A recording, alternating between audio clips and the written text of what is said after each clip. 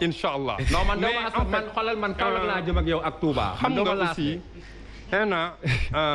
fin année 90 c'est le ñu concevoir les derniers investissements ci wàllum ndox mais investissement c'est une réponse il faut une réponse aussi structurelle loo xam ne luy sax la wante lan la président Macky Sall njëkk posé si ak dafa ni xaymal ñu xayma xool gëstu naka la ñu mën a def pour que mbirum ndox mu mañ a bañati nekk malgré que bu ñuy jël statistique au niveau mondial ndox problème la au niveau planétaire may fàttali pour vous pour ñi ñi seetaan aussi une personne sur 3 dans le monde n'a pas accès à l'eau partout nag muy Europe di Amérique di Asie partout une personne sur 3 jotul ci ndox.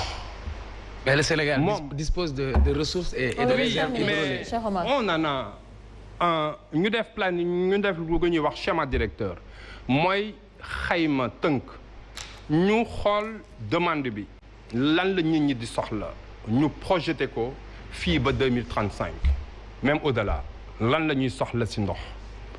ñu xool tamit yan xeetu soxla la du ndox bi ñu naan rek di ko sangoo ci kër yi du ndox tamit mais am na yeneen usager am na gis ngeen tali gis ngeen chantier yu bari gis ngeen tous les pôles am nañu tamit yeneen xeetu soxla ci ay bay et cetera ñu ni naka la ñu mën a def pour que faj loolu ñu ni dans un premier temps nga ñuy def ay programme yoo xam ni indi ay jumtukaay yoo xam ni yu gaaw la yuy gaaw a indi ndox la ndaxte nit ñi gu ñu mën a xaar moo tax président tënkoon lu ñuy wax ay programme d'urgence yooyu dul woon ren lu dul defar ay forage ndax defar forage moo gën a gaaw donc fépp fii ba Louga si littoral bi si côté Thiès côté Pout côté Kirène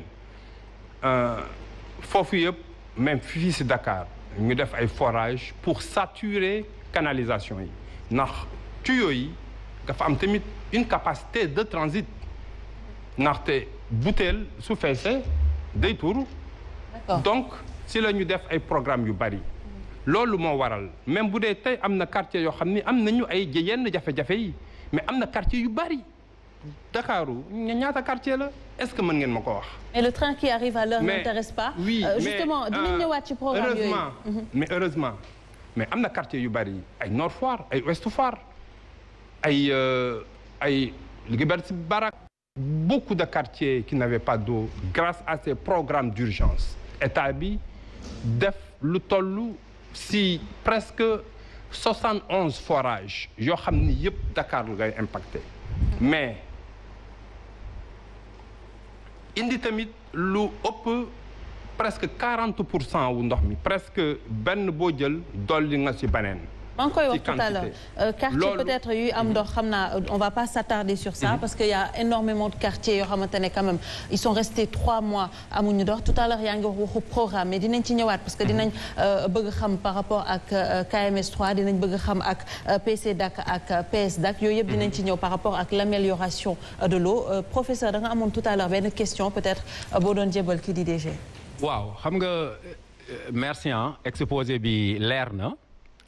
mais xam nga rek comme tous les gens de l'APR et les grands technocrates de l'État ils aiment surfer dans les principes oubliant la réalité parce que quand j'entends mon ami Camara dire que on est prêt pour ouvrir alors que nit ñi def enquête ñu mun laa jox aujourd'hui bu ñu ko mayoon ay dizaines et des dizaines écoles yoo xam ne amuñ sax masque amuñ sax saabu ici au Sénégal man Saalum laa tu as vu mes dents xam nga lu ma bëggoon nga expliquer ma comme yow technocrate ga parce que bi ñu juddoo ba tey ñun dañu gis ni Kaolack genre Sadio Diakhaté ak Iba Gaye fu ñu siiñ nit ñi daw parce que dafay yàq suñu bëñ yi je ne sais pas pourquoi peut-être comme yow technocrate nga dañu ko expliquer beneen bi mooy dëkk bu mel ni dëkk Serigne Touba bi mais Touba boo fa demee boo ataayaa doo ko naan boo ataaya.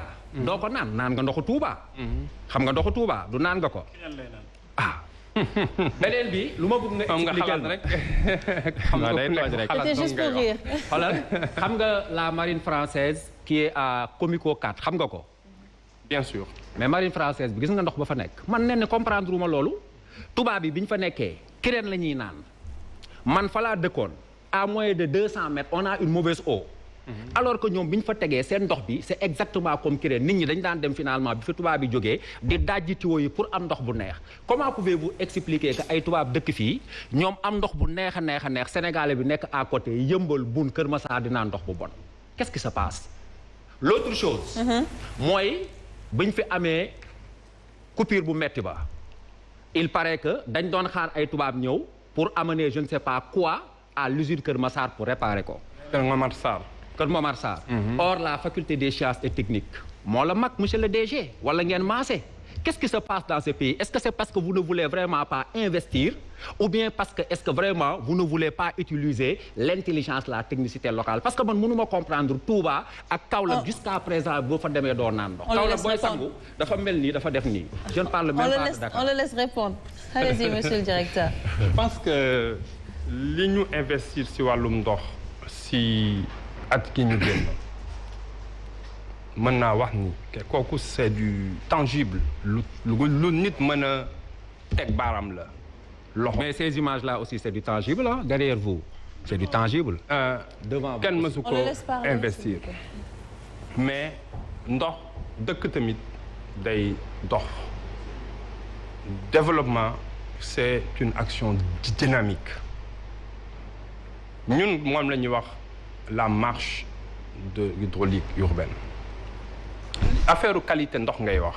waaw qualité waaw mais qualité boobu Kaolack bi ngay wax Kaolack il y a du fluor et des chlorures ndox mi dafa xaw a saf xorom xaw a kii même problématique la que Fatick chlorure fluor une problématique un peu similaire à Koungheul le fer quasiment tout le bassin arachidier problématique boobu la mais cher professeur umpalewu la ni qu'est-ce qui est fait déjà pour dëkk yooyu yëpp qu'est-ce qui est fait pour régler ce problème ñu fa tabax nañ fa léegi ay usines boo demee Koungheul tabax nañ fa li ñuy wax une usine de déferrisation pour mu dindi fer bi ci ndox mi le gouvernement du Sénégal mais je vais y venir s'il vous plaît Fatick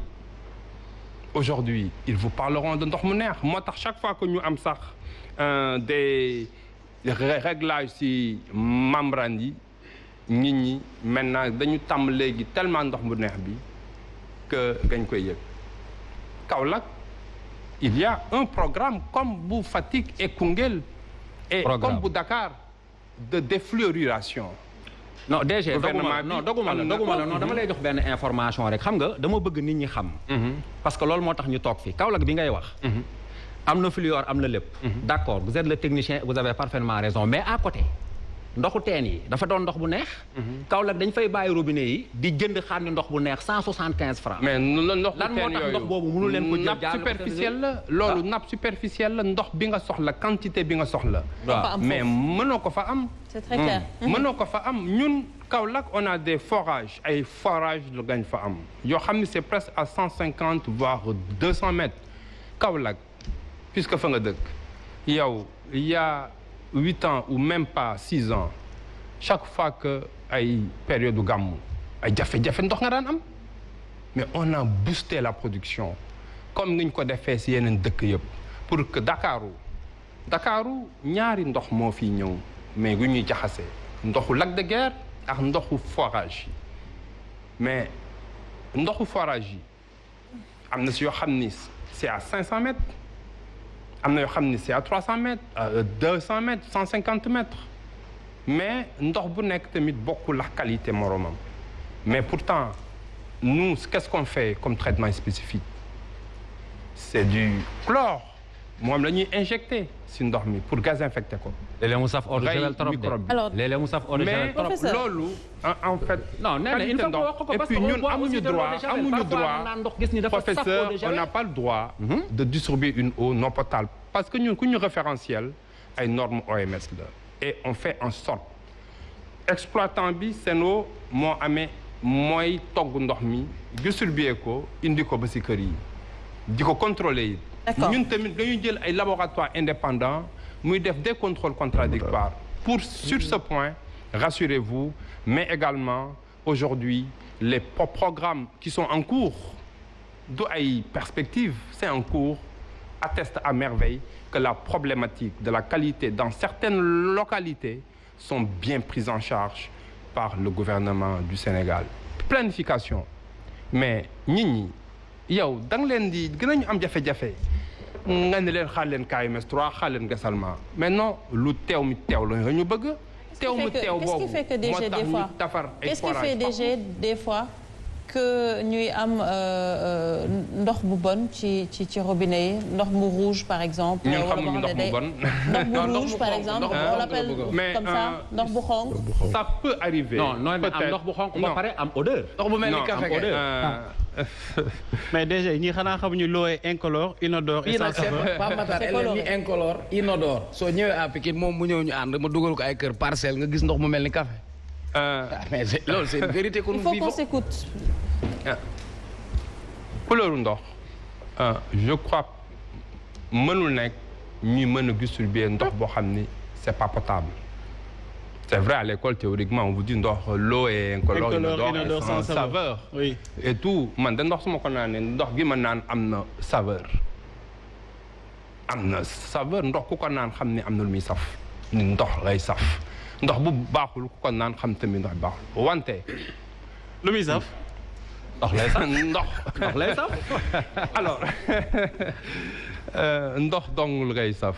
mais il peut arriver dans une localité par exemple il peut arriver c'est peut-être ça peut arriver rien n'est parfait dans la vie am na côté yoo xam ni ndox bi jógee Sébikotane quasiment comme une partie de la banlieue moo leen ni alimenté mën na am benn tronçon canalisation ñu def intervention peut-être que bu ñuy remettre en service omission purge ñu fàtte ko purger wala kii bi puisque dafay am faire un peu quelquefois en fonction de la provenance mu d'éteindre aussi un peu mais cela ne veut pas dire qu'elle n'est pas potable ndaxte am na paramètres yu bari yoo xam ni gañ koy saytu loolu moo tax gouvernement bi tabax boo demee fële en face centre Abdou Diouf sa Diamniadio benn usine bu mag a mag d'une capacité de 40 000 mètres cubes 40 000 mètres cubes c'est 40 millions de litres pour mu améliorer qualité ndox bi jóge foofu ndax foofu macha allah naat na mais ndox bi caractéristique am mooy fer de weñ bi pour que côté une partie de la banlieue moo leen alimenté mooy ñëw ba côté Mariste dem ba côté port et cetera donc partout au Sénégal ñu ngi jéem a améliorer tamit qualité ndox mi mais non seulement qualité bi mais aussi augmenter production bi ngeen naan la production a augmenté de 42%. A augmenté de 20%. Et les moyens techniques aussi ont augmenté. Ça veut dire que on a donné plus d'eau mais aussi plus une denrée loo xam ni dafa disponible forcément sa consommation day augmenté wu donc les gens ont consommé plus d'eau. Mais maintenant les gens nit ñi tamit alhamdulillah kooku c'est un succès du président parce que on a 850 000 clients ñun SONES ak Sen'Eau 850 000 mais xaaj bi mu genn wàll gi xam nga la ñu amee ndox branchements sociaux ça veut dire gouvernement bi moo ko subventionné entièrement 100%. foo war a fayee 300 000 400 000 ñëpp xam nañu liggéey gi mais branchements sociaux 14 000 ngay fay juste caution wu compteur bi donc on a donné plus d'eau mais les gens ont consommé plus mais xoolal sa kër yow sa bopp est-ce que xam nga combien ngay consommer ki ndox par jour yow professeur puisque yow da nga xaw a civilisé tuuti war na ma ni lu ëpp 100 litres xam naa ni da nga sangu yow ñett ba ñeenti yoon yow par fan yow di nga xëcc chasse bi yaa xam combien de fois booy jàpp xam naa ni satala amul sa kër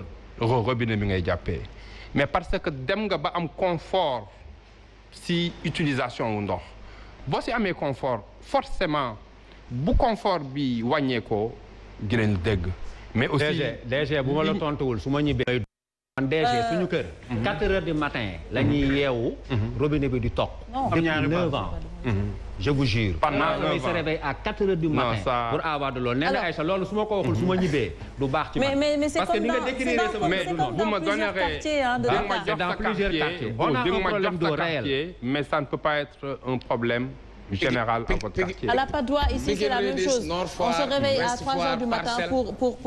Ça, c'est quand? Quand la lolo? Mais c'est tout le temps. Non, c'est pas possible. Mais si, mais si, DG, je vous le dis, nous sommes cette année à Padoue. DG, moi, je 4 heures du matin. J'habite à Pékin Redis. Ouest Foire, c'est la même chose. Les gens se lèvent à 3 heures du matin parce que eux, donc il y a énormément... Ouest Foire Extension. Ouest Foire Extension. Mais chaque matin, on fait des enquêtes. Chaque matin. Faut ramener ndox mi mais on ne peut pas dire que fépp am na ndox à 100% 24 heures sur 24 pour que nit ñi am ndox 24 heures sur 24 moo waral programme structurant yi. D'accord KMS 3. dinañ ñëwaat ci programme bi KMS 3 dañuy wax taux d'exécution bi. Ce qu'il faut retenir le gouvernement a mis assez de moyens at yi yëpp chaque année presque dinañu dugal xaalis bu takku pour def ay programme yu gaaw a gaaw pour renforcer capacité ndox mi mais surtout aussi pour renforcer le réseau tey demal Ouest Foire Nord Foire yaa gisan alloon conduite yi fa newoon conduite yu diamètre bu tuuti la comme racole tey ak nit ñi densité au kilomètre carré bi yokku na ba nga xam ni conduite yooyu même bu ndox amee si bopp conduite bi mënul indi assez ga ndox pour kër yëpp moo tax ñuy yaatal conduite yooyu mais faut dem dans ce pays mais c'est que des chantiers donc il y a pas que la production il y a aussi la distribution yooyu yëpp liggéey nañ si et je vous dis que c'est un secteur qui est en marche qui est dynamique et c'est des solutions aujourd'hui conjoncturelles mais il faut des solutions structurelles et je suis à votre disposition pour exposer la yan pexe la ñu am parce que cette courbe là kii nii moo tënk à peu près